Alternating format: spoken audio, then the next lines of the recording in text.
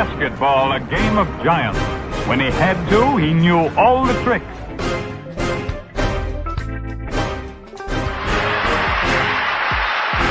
Nobody can pass that ball through the heart of the lane. 6. You're trying to put on a show here. Here we go.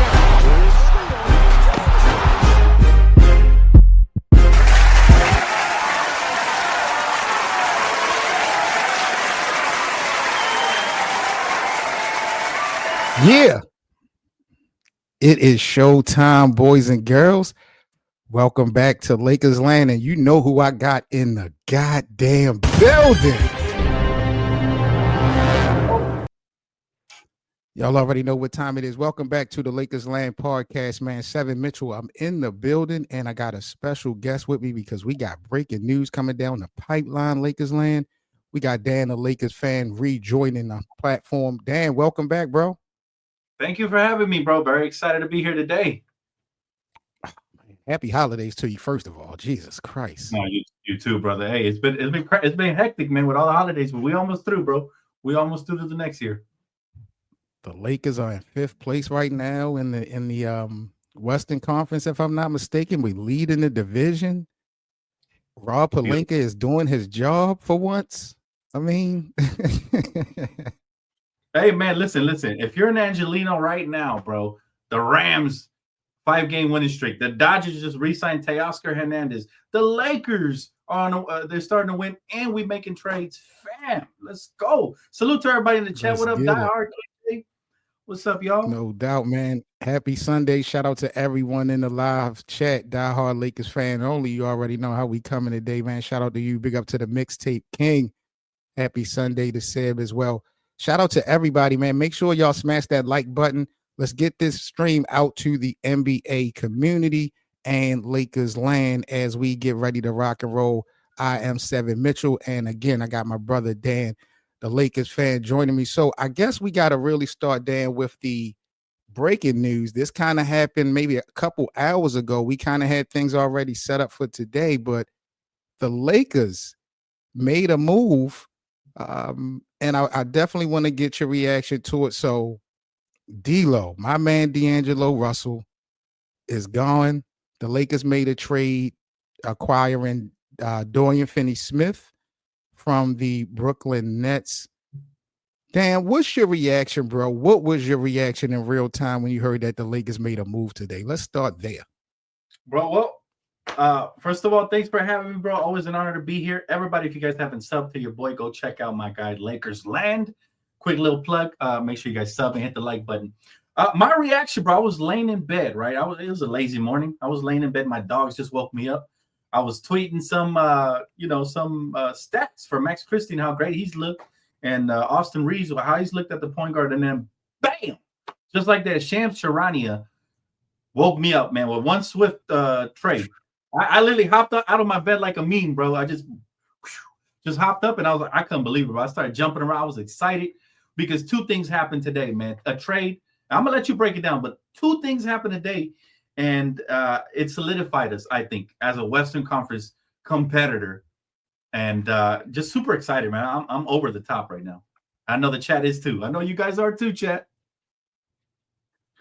Yeah, man. People have been begging for the Lakers to make a trade. They've been waiting for forever for Rob Pelinka to make a move.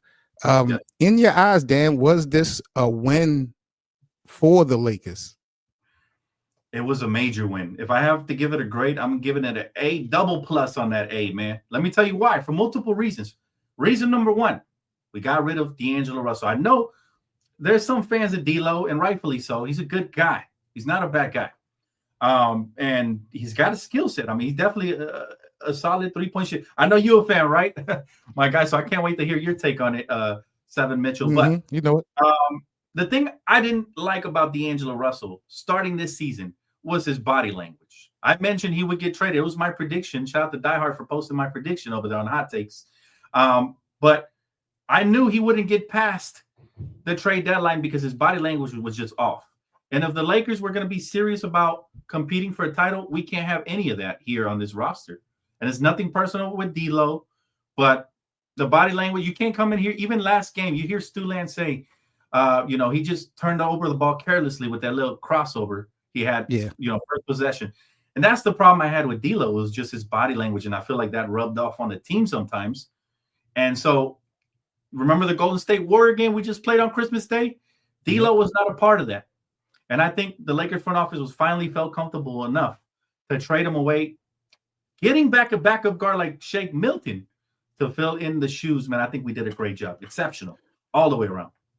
The conversation after that game Christmas night, that if D'Lo was to play, a lot of people in Lakers Nation felt like the Lakers would have lost that game if D'Angelo Russell would have played that night.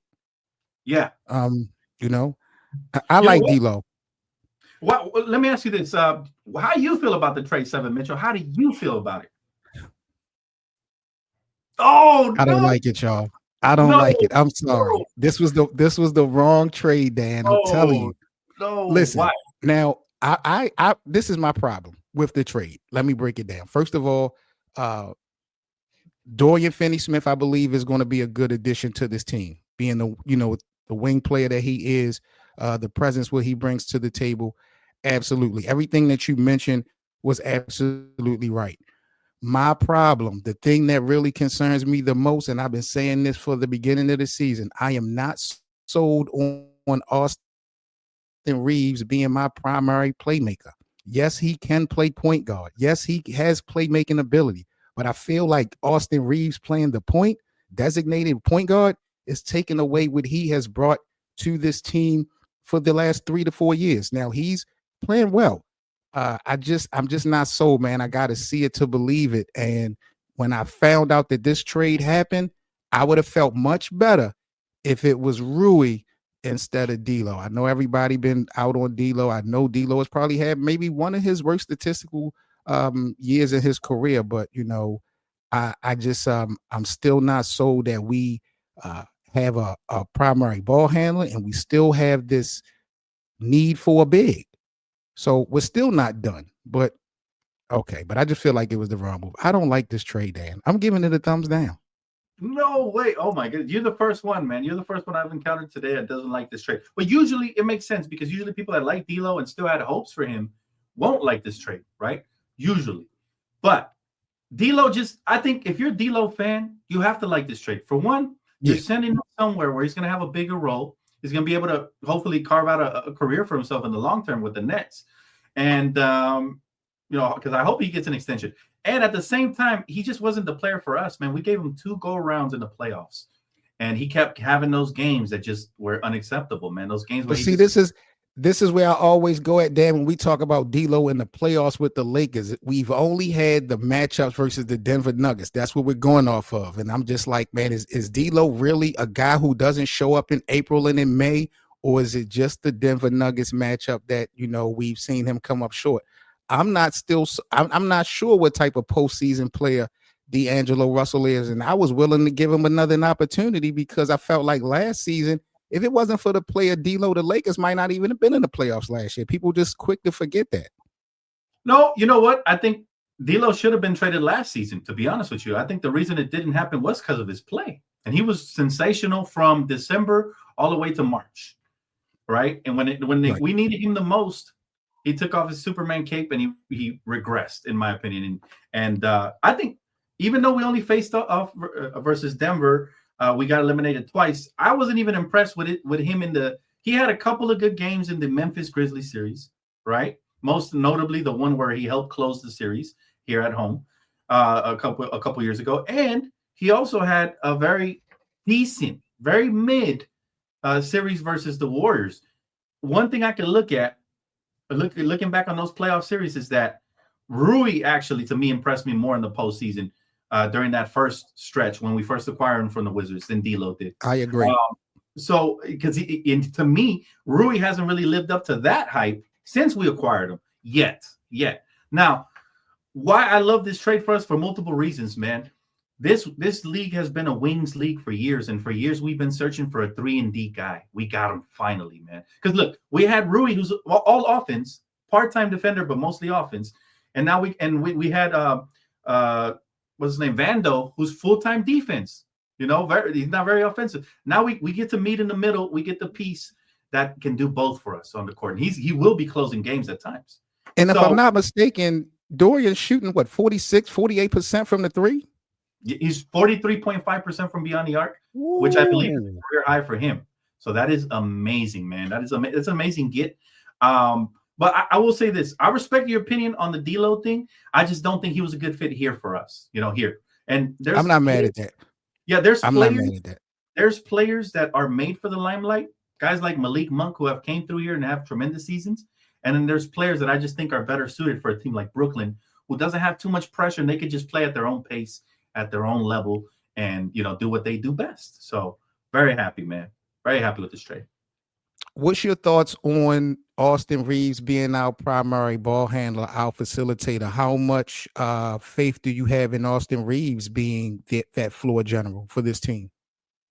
Well, look, my guys here in the chat that have been with me on the channel will vouch for me. I have been calling for this guy to be a point guard since last season.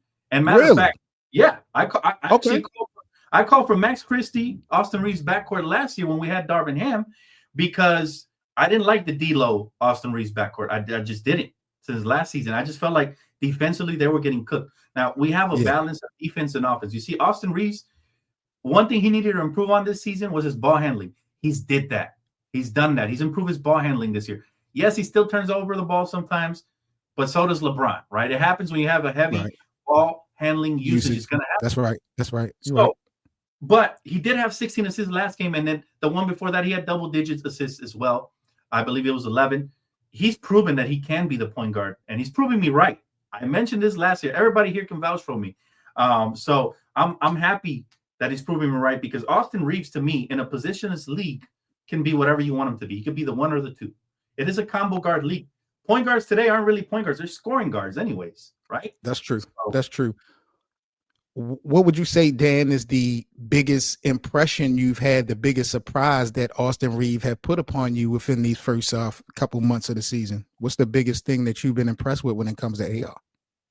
Got to be his ball handling, man. He has leveled up there. It was the biggest expectation I had for him this offseason. I said, AR is a great player, but if he wants to get that to that next level, he wants to be that playmaker, that point guard I want him to be, needs to improve his ball handling. Guys, we see him doing Jamal Crawford crossovers out here, man, in transition, behind the back crossover dribble. Of course, he's not Jamal, but I'm just saying this kid has swagger, and he got the headband to go with it, man. He's out here looking like white chocolate. I call him chocolate drop. You know what I'm saying? Jason Williams, Mike Bibby had a baby. You got Austin Reeves. That's chocolate drop, man.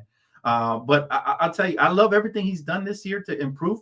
He's attacking the rim more. If you paying attention recently, when he started the season, he was settling for threes. I didn't like that. He's been attacking the rim a lot more and finishing through the contact.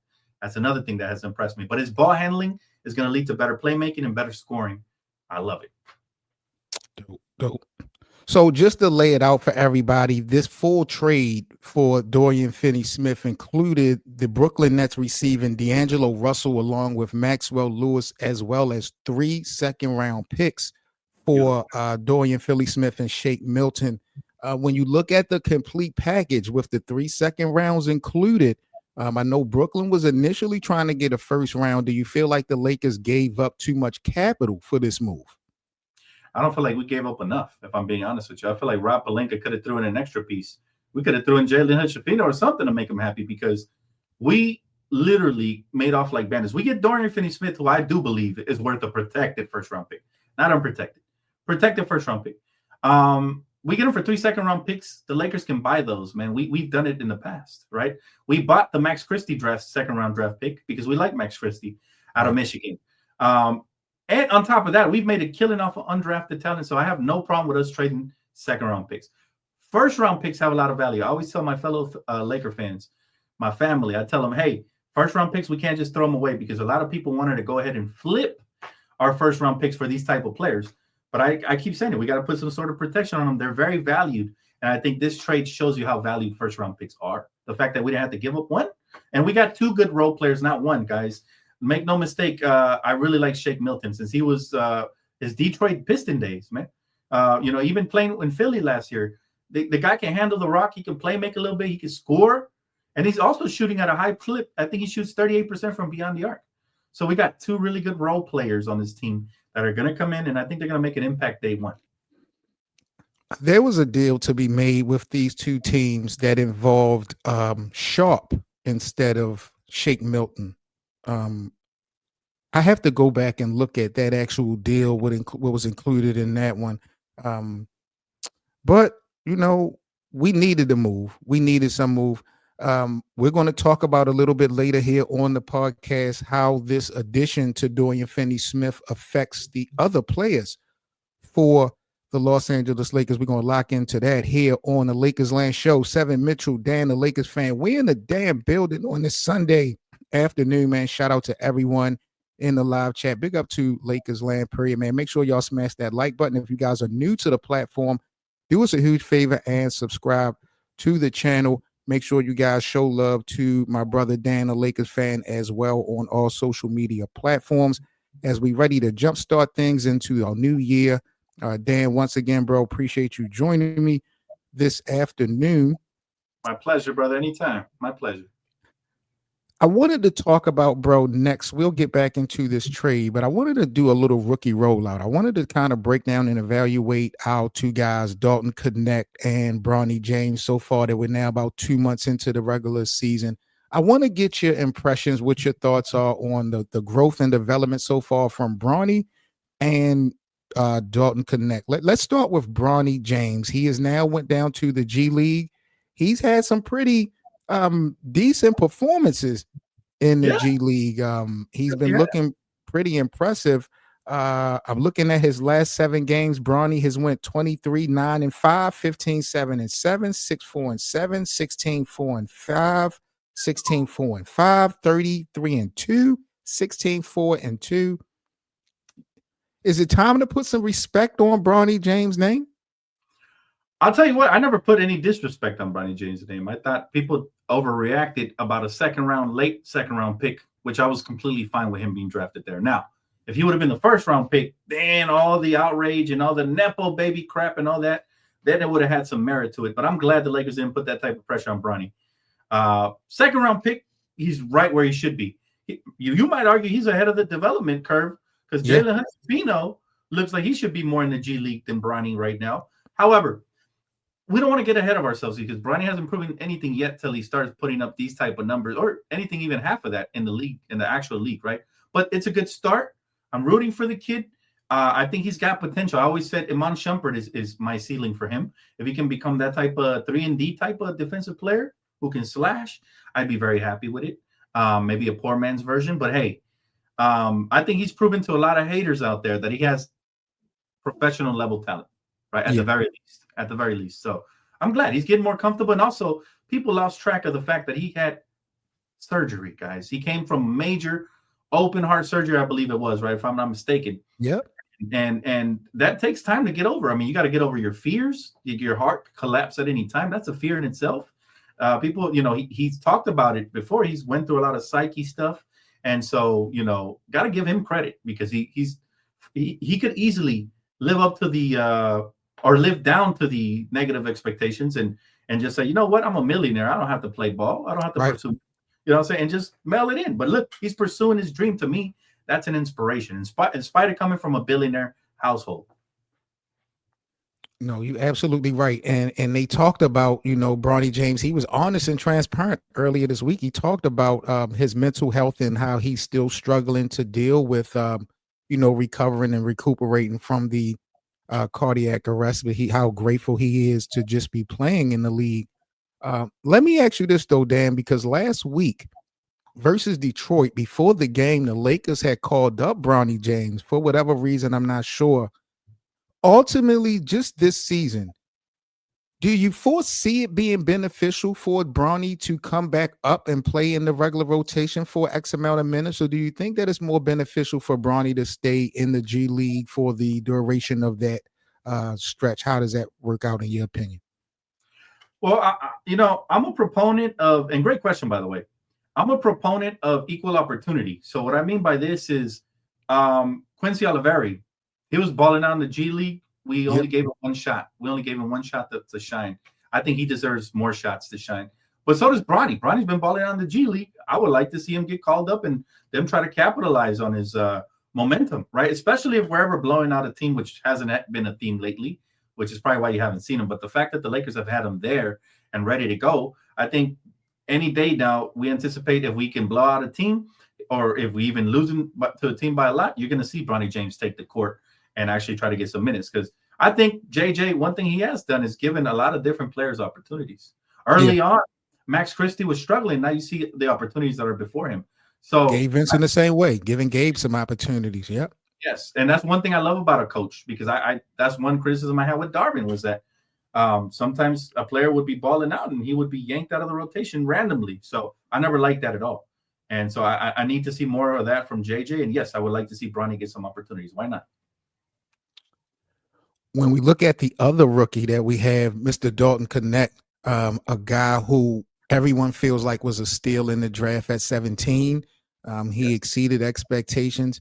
The biggest problem I'm having with Dalton Connect so far, brother, and I know you just gave JJ Redick credit, but I've had a problem with JJ Redick with the amount of minutes he's given Dalton Connect throughout the duration of this season, because it feels like in October, Dalton Connect had a green light from JJ Redick. And once we got to the end of November, beginning of December, I just keep seeing Dalton Connect averaging and playing these mid-level minutes to me. And I feel like, man, Dalton need to be averaging at least 20 to 25 minutes. I know he just played 33, I believe, last night, but I had a problem with the way JJ Redick was using Dalton Connect. But overall, what's your impression so far on DK and the impact that he's had?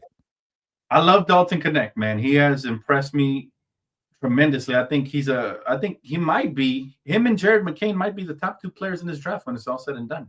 I think those two guys have been head and shoulders above the rest of the competition. That's saying a lot, because we got this guy at what, 17 again, 18? Yeah. So I love Dalton. As far as what you said about JJ, I agree. I think the biggest mistake JJ has done this season was not maximize Dalton when he was on fire. I think you gotta feed fuel to the fire when it's going off like that, especially when it's a rookie.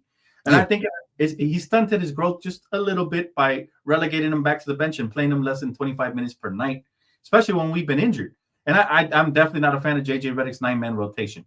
However, I believe there's a reason for this. I believe JJ does this, and I think he's proven it to me early this season. JJ Redick is a criminal, man, but I mean that in the best way. He's a mastermind when it comes to coaching. He wants to keep all of his players hungry. He tried it with D'Lo, but D'Lo ended up, I think, didn't really buy into the role. I think hence the bad body language and the trade eventually. I think he wanted to be the starter, but I think he was going to get his starting spot back. Problem is, Reeves shined, D'Lo didn't, and therefore we have the outcome. Now, I think what he's going to do eventually, I think Dalton Connect is going to be a starting caliber player. I don't know if he's going to take Rudy's spot or Max Christie's spot, but I think eventually he will be in the starting lineup.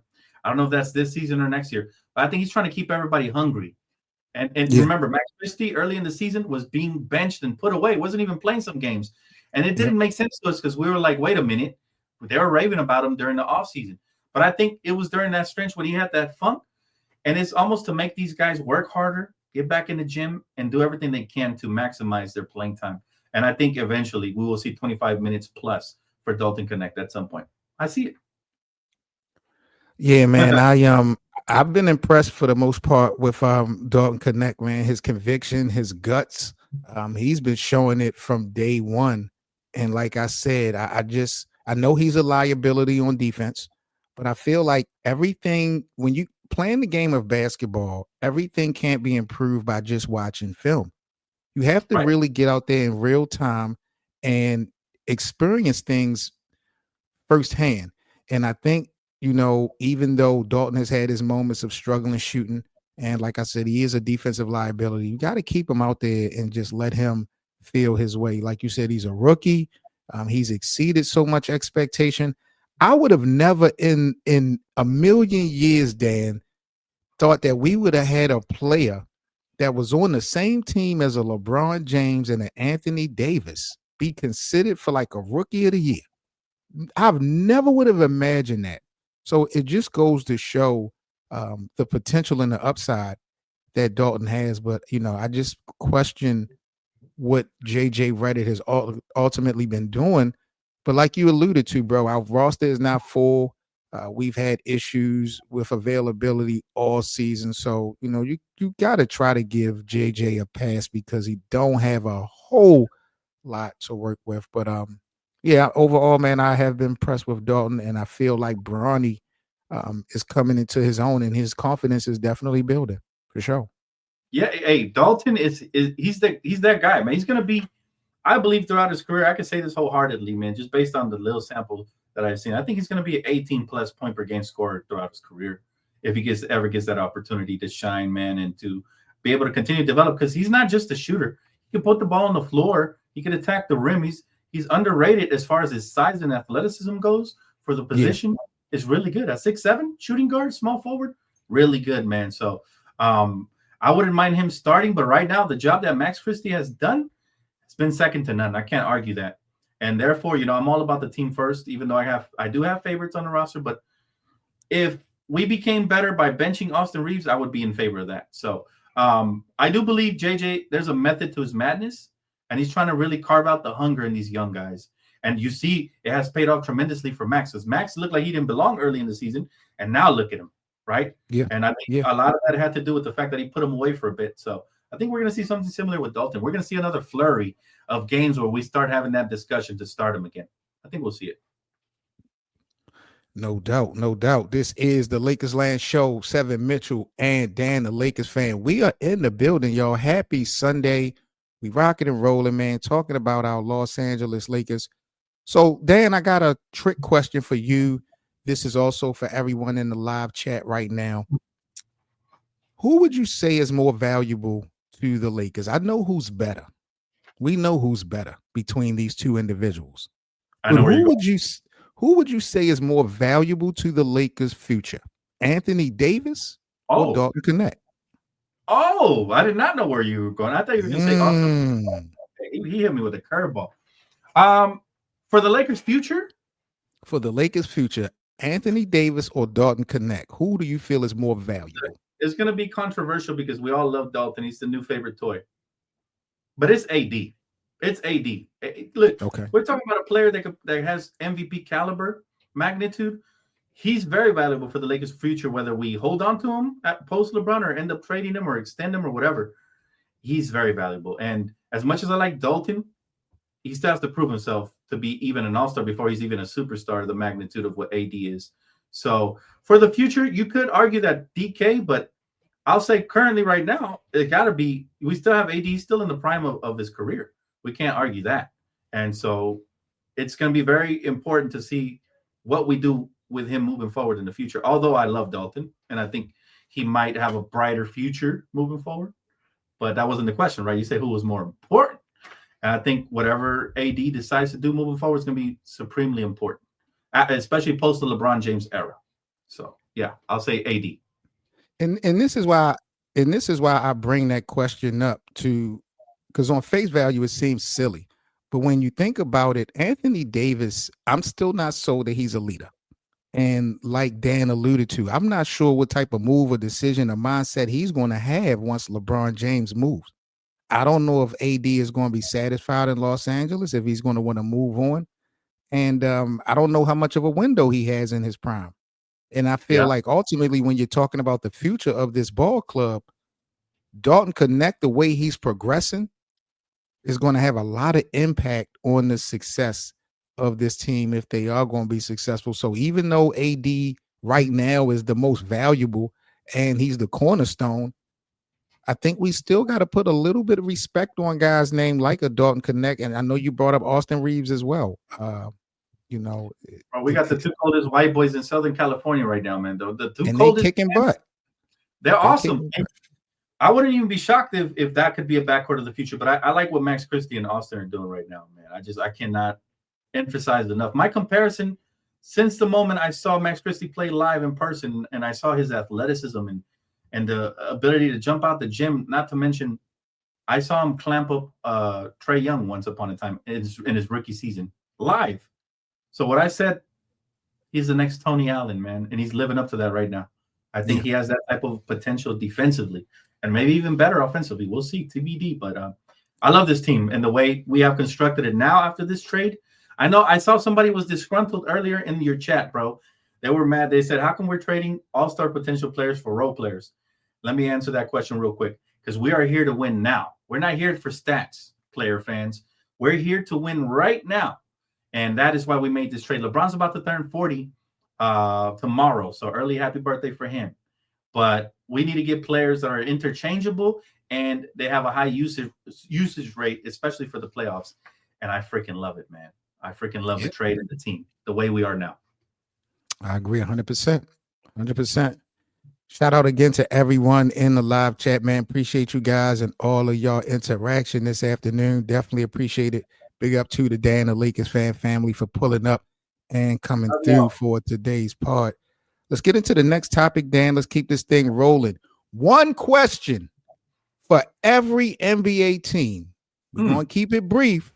We're going to do it for the Pacific Division only. We're not going to keep the streets all day. One question for each team in our Pacific Division. Dan and I are going to run down these teams, and we're going to have one question for each. Let's start, Dan, with the Golden State Warriors. If you had one question for the Warriors franchise, what would it be? How much time does Curry have left playing prime basketball? Ooh. And the reason why is because the way I've been seeing him starting to slow down a little bit, man. And yes, his game has been predicated on offense, or should I say on athleticism, but starting to slow down a little bit. If people pay close attention, you'll see it. I like that, Dan. If I had a question to ask Golden State, honestly, it would simply be, why have you allowed Draymond to just destroy this organization for so long the way you have? I just feel like Draymond has been such a cancer, bro. When you look at the things that have come and gone from Golden State since 2017, and with Draymond's name on it, Jordan Poole, Kevin Durant. Ooh, that's a good point. You know, I mean, I know Draymond's a dog. I know he's one of the cornerstones for that dynasty that Golden State built. But, bro, to me, he's just been way more of a liability than an asset. And I just want to know from the Golden State organization, what's taking them so long to get rid of Draymond? That would be my question. Ooh. What about the Clippers, the team in the basement? Oh. If you had one question for this organization, what would it be? When are they going to realize they have to move out of town, bro? Nobody loves them here. Out the city. That's the only question I got from, bro. That's it. When are they going to realize this? Yeah, nobody's ever going to love you. You're the stepchild nobody loves, man. Sorry. My apologies. It hurts, but it's the truth. What about you, brother? Will Kawhi Leonard ever be eligible for an NBA award? Not win one. Will he ever even be eligible? Like, dude just is the poster child of load management. And now that you have to play, 60 games is the requirement to be eligible to be all NBA or to win any type of award. I'm wondering from the Clippers, will Kawhi Leonard, their superstar, their best player on their team, ever be put in position to be successful individually ever again? Because I just don't see it, bro. Not at all. I agree. That's a good question. But yeah, I agree. I don't see it. I don't see it, man. The Sacramento Kings, the next team in the Pacific Division, the Lakers. Hey, you know, it's crazy because, Dan, you know, we talked about in the offseason the struggles that Anthony Davis had, you know, versus Domantas Sabonis. I think going into this season, what was AD like 0-11 versus Sabonis? Yeah, something like that. And now look, good coaching. Look at what good coaching can do for you. We solved the Sacramento Kings. And let's think about this. If we still had Darvin Ham, and let's just say we had went 0-4 again, would Mike Brown have been fired? That's the question. Would Mike Brown have been fired if we were 0-4 again this season? That could have impacted it, man. Those Kings hate us. So yeah, we swept them, man. And that's what happens. Shout out to Eric Dane. He said, is my name really Seven, or did I forget to put a T in it? Like it's supposed to be Steven. Yo, I love it. I love it. Shout out to Eric. You crazy, G. Man. Oh, man. Yeah, man. That was wild. Sacramento, bro. If I had a question to ask the Kings, honestly is what are they thinking getting rid of Mike Brown? That's a good one.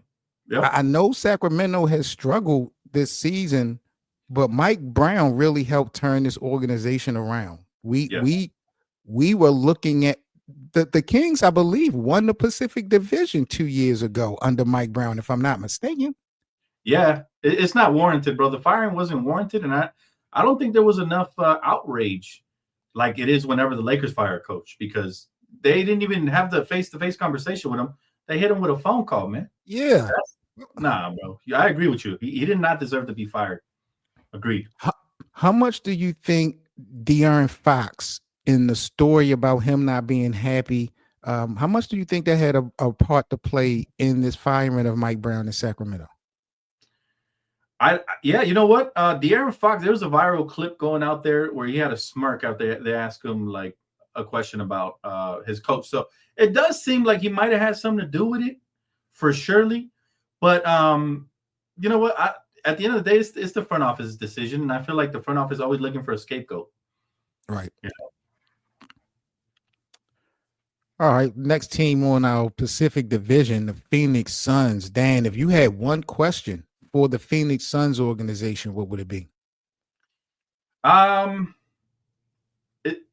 let me rephrase that. Is it a question that I would ask them, or a question they should be asking themselves?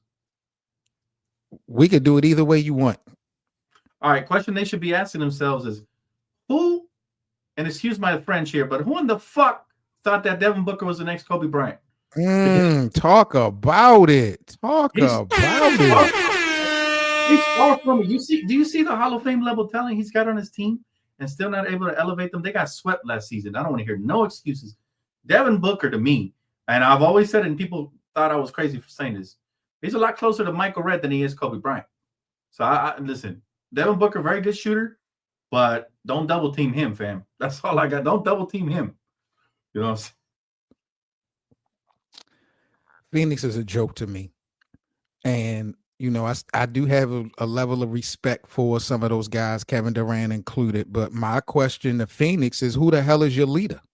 Who the hell is the real leader of the Phoenix Suns? I know KD is probably the most respected. If you want to identify him as the leader, I guess so. But it looked like they freestyling over there in Phoenix, bro. And I'm loving it. Being a Lakers fan, I'm loving it. Yes.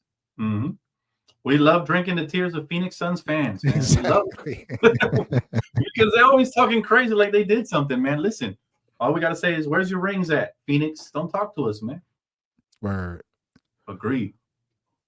One question for our Los Angeles Lakers. We're wrapping up the Pacific Division. If you had one question you could ask Jeannie Buss, Rob Pelinka, anyone in the Lakers organization, what would it be?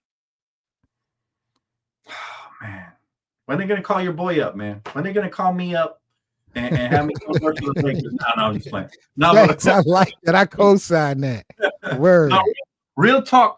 My question for the Lakers would be, what is the standard for the modern day Lakers? Like, it used to be championships. I hope that's still the standard.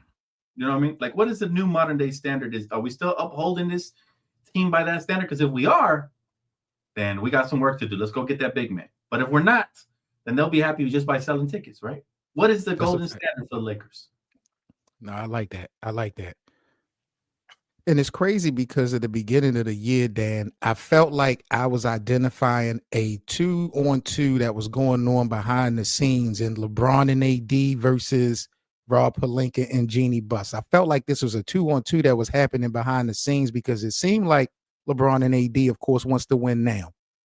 And in the offseason over the summer, Rob Pelinka and Jeannie Buss was real high bent on the growth and development, which is their job. And I felt like eventually they were going to come to a clash. And we're seeing that the front office is making moves, including today, that will lead you to believe that they are looking to win now. So my question for the Lakers would basically be, what changed your mind? That's a good one. That is great. Yeah, absolutely. That's a good question, man. Man, the Heat. My guy 7 minutes bringing the Heat with the questions, man. Yeah, most definitely, man. It's a good feeling, bro, because again, we've had a roller coaster start when we talk about the availability of our guys. We're dealing with a first-year head coach a 40-year-old. We had all the storylines and everything about Bronny James, and so much has happened in Lakers Nation in these first couple months. And for us to be fifth in the Western Conference and leading the Pacific Division today, Dan, how are you feeling being a Lakers fan? I feel good, man. I feel like that question I had about where the Lakers want to be or what's the golden standard, because we know it's always in the Dr. Jerry Buss, God rest his soul, but in the late, great Dr. Jerry Buss era, it was all about chips. Right. Nothing short of that. This move that we just made today lets me know that they're still about winning. How much about winning are they? They're going to show me with the next move that should come up to get that big man. But it feels good, man. It always feels good to be a Laker fan. It's never a dull moment, never boring, bro. We always got a lot of drama, a lot of excitement. And we won Christmas. We feel amazing. A division win. We pushing through. I'm not mad at that at all. Yes. All right. This next topic, everyone in the live chat, you guys are going to be instrumental in this next topic. Dan and I about to run through real quick. So make sure you guys got your thinking caps on. Hit that like button for us. Yes. Dan, let's solidify real quick the starting five for these Los Angeles Lakers. I mean, you see what we're putting out as far as a product on the floor. If you were JJ Redick, what starting five would you go with for the duration of this season, unless, of course, a trade will be made? When you look at who we have on this roster, who would be your designated starting five? Everybody in the live chat, y'all let us know in the chat who will be your starting five as well. I love this question, man. I love this question. Now, I like the way Rui's played the last couple of games. Can he hold that? I'm not sure. Who can be consistent for us, though, on two-way? Dorian Finney-Smith. So it's the exact same starting lineup we have now. Austin at the point, Max Christie at the 2. Dorian Finney-Smith is the only substitution at the 3. LeBron and AD. That's my starting lineup. Unless Rui can maintain and sustain. And I think they made this trade to put a fire on Rui's behind. He need to continue to play, because when he plays at an elite level, he's the best starter at the wing position we have. But he's a part-timer, man. We don't know if he's going to give you 9 points or he's going to give you 18 or 21. We don't know. And it's sad, bro. That's why we got Dorian Finney-Smith. He's the insurance policy. Even if he doesn't give you, even if he only gives you 9 points, he's going to lock up, he's going to rebound, he's going to do other things. So I love it. That's my starting lineup. Man, Dan. Oh, man, that's I like your five. I'm surprised that you're 5. It is. Maybe I'm not. I don't want to be disrespectful and make this thing a Dalton Connect versus Dorian Finney-Smith thing, because we're going to get into that subtopic in our last topic when we talk about the impact of this Dorian Finney-Smith move. But why would you start Dorian at the 3 before Dalton Connect, in your opinion? Well, because Dalton, even though he's shown flashes, he's still a rookie. He's still got a lot to prove. Finney-Smith is a veteran. And if we want to win now, we need a consistent commodity. Now, I'm not saying Dalton can't eventually become consistent, and I do have him in my starting lineup eventually. But sometimes as fans, I think we're too emotional. We like to put players we like because of their potential in the starting lineup, when in reality, all Dalton needs is 25-plus minutes to be effective, right? Well, that could be whether he's starting or coming off the bench. On the other hand, Dorian Finney-Smith unlocks so much in the starting lineup. First of all, if you put Dorian Finney-Smith there, Austin Reeves' defensive liability completely goes away, because now you got 2 elite-level defenders with Max Christie and Dorian Finney-Smith. And you got one in the paint in Anthony Davis. So now 3 of your 5 are consistently giving you effort. They're consistently scrappy and wreaking havoc. That's a nightmare for the league right there. And for that simple reason, that's my starting lineup. Defense. To me, defense wins championships. You've seen the impact Max Christie by himself has already made. Can you imagine inserting Dorian Finney-Smith into that starting lineup? That's going to be what we've been hoping for, man, defensively. And the more you spoke on it, the more I actually like that, bro, because when you look at how weak the second and third unit is, with guys like Christian Wood and Vando being unavailable, and we're still waiting on Christian Coloco to really wake up. I like the thought of having Rui and Dalton connect, both coming off the bench for some offensive firepower. I think they could sustain some leads that Lakers starting five would have, or if we were close. I think Dalton and Rui, if they're on, will be a nice little fit. Domio says he will put Sauce, Reddish, Braun, Finney-Smith, and AD as his starting five. Okay. That's all defense. That's all defense right there. But whether it's Reddish or Max Christie, I actually prefer Christie because Christie's been stroking that thing lately, man. No Diddy. He's been stroking that thing. He's been wetting it up from beyond the arc. So that slightly gives me the edge for him than Reddish. But I do like Reddish's length and defense as well. Dan, what do you think about this dude right here? Because Herman brought him up. We're talking about Vando. Are you done with Vando? Do you still have faith in Vando? Like, where do you stand at when we talk about Jared Vanderbilt, bro? Because I'm done. Well, I'm disappointed. I'm very disappointed in the fact that he hasn't played at all. I wouldn't mind if they did flip him because we no longer have the need for him since we now have a 3-and-D wing, which is a little bit better because he can actually score. But I'm not done with him. I'll tell you why. Because can you imagine the starting lineup I just gave you with a bench of Dalton Connect? You got Gabe Vincent. You got Vando there. You got maybe even Christian Wood if he ever comes back with Jackson Hayes or Coloco, whoever's playing there. We now have a starting lineup that can wreak havoc and a bench that can not let up on the defensive end as well. So I would love Vando to come back, come off the bench, ease his way back in. And if he ever gets to that elite level, we'll have that conversation again. But if he doesn't come back and we trade him, I'm not mad at that either because we've looked tremendous without him defensively in spurts. And with this trade, we're going to look even better. So right. I'm impartial to whether he comes back or not. But I do hope that he gets healthy. I think that's crucial, whether we move him or not moving forward. All right, last topic of today's podcast. Let's get into Lakers trade 2025 because I wanted Dan and I to kind of come to the table and talk about certain scenarios that would make sense for these Lakers. This kind of happened, or we kind of brought this to our attention before the Dorian Finney-Smith trade happened. So now that that's done, I'll switch it up a little bit. First question for you, Dan. Do you think the Lakers are done when we're talking about trade moves this season? That's a great question. And no, I'm almost sure they're not done. Now, if they were done, I'm not mad because we got significantly better with this trade, in my opinion. But I still think we're missing a big man to shore up, to solidify that front court. AD sometimes labors, he does too much for us on both ends of the floor. And that's why you see him disappear sometimes, right? There's a lot of criticism on AD, but we got to give him credit. He's been holding it down. There's no way we're done. We still have all of our first round picks. If we like I said, if we really want to answer that question I had about us being serious and wanting to compete all the time, you flip a draft pick or two and bring that big man. And that's it. Then we'll be done. All right. Word.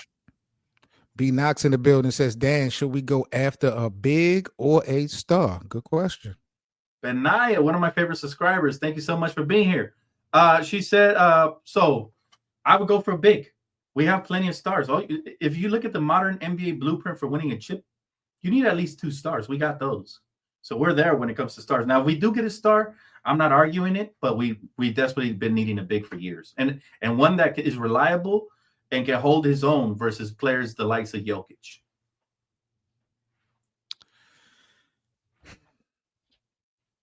I agree. I don't think the Lakers are done. We still know that the Lakers still have needs.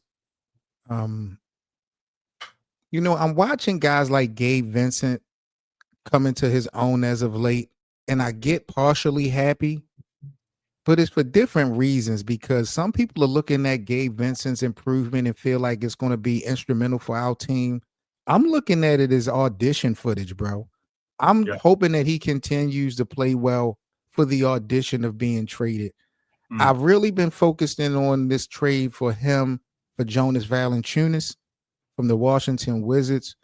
When you talk about the guys who are left on this Lakers team, since you feel like there's still a trade to be done, what names for the Lakers do you feel like most likely will be out the door in the package? Will it be Rui? Will it be Gabe? Would it be Max? Who do you feel like will be included? That's a great question, man. 7 always making me think. I love it, bro. Look, 7. I'm gonna say this. It doesn't matter who it is, as long as it's not the core players that we got to hold on to. And that is obviously AD, LeBron, Austin Reeves, Dalton Connect, Max Christie, Rui, potentially. He could be a core player. He keeps playing good. But for now, he's on the fringe. Okay. But for me, those are the guys. If I missed anybody, who did I miss? Cam, I want to keep Cam Reddish as well. Everybody else, as long as we attach a first-round pick, we could bring back some real value. So that means even Vando's contract is tradable. The expiring contract of Christian Wood is very tradable. You already mentioned Gabe Vincent. If you attach a first-round pick, it becomes more lucrative to one of these teams that are sellers. The key here is that I've mentioned about a month ago, I knew there was going to be trades this year because people were telling me, no, Rob Blanken never does nothing. Look at the CBA. There's more sellers than there's buyers. You got to look at all the bottom teams that aren't winning anything, and they have to bottom out, and they don't want to pay that luxury tax. They're going to flip players for players they don't need just to have dead salary roster spots. So, yeah, I think anybody not named those players I already mentioned can go. And you know, some of these guys will. Shout out to Vince Garcia in the live chat. Vince, you pretty much have been saying what I've been saying for like 2 months. I don't understand why the Lakers won't go out and get Dwight Howard. I just want to know what the problem is between Dwight and this organization, because it has to be something going on. I just want to know what it is, because I just felt like that would have been an easy fix to the problem of, you know, AD needing some help. But, you know, Valanciunas could be something to happen down the pipeline. But I just love the way where we standing at right now, man, as we about to end 2024 for us to be winning games and still not healthy. Feels good, bro. Feels good. It feels really good, and it feels like we're on the uptick, right? Which is something we couldn't say 2 weeks ago when we had lost 6 out of 8, and we felt like we needed a trade then. But now we're winning, right? We won 6 out of 8 now, and we still made the trade. So again, kudos to Rob for that. We've been very hard on him, but we got to give him his flowers when he does something good. And I don't think he's done, ladies and gentlemen. So stay tuned. Y'all make sure to subscribe to my guy, Seven Mitchell, man. He's bringing y'all the best content up in here. You guys already know where to find me at. But, yeah, definitely tap in with my brother, man. All my subs, make sure all you guys got to do is click on the link, man. You got a link, bro, you can post? There you go. Shout out to Kimiko. Shout out to Kimiko is always coming through clutch as always. Love Kimiko. There you Appreciate you, Kim. All right, man, that is a wrap. We are officially about to wrap up today's podcast here on the Lakers Land Show. Again, I appreciate Dan, the Lakers fan, and his supporters for pulling up for this week's pod. Dan, you got any special announcements, anything going down on the schedule this week you want to let the people know about before we get up out of here?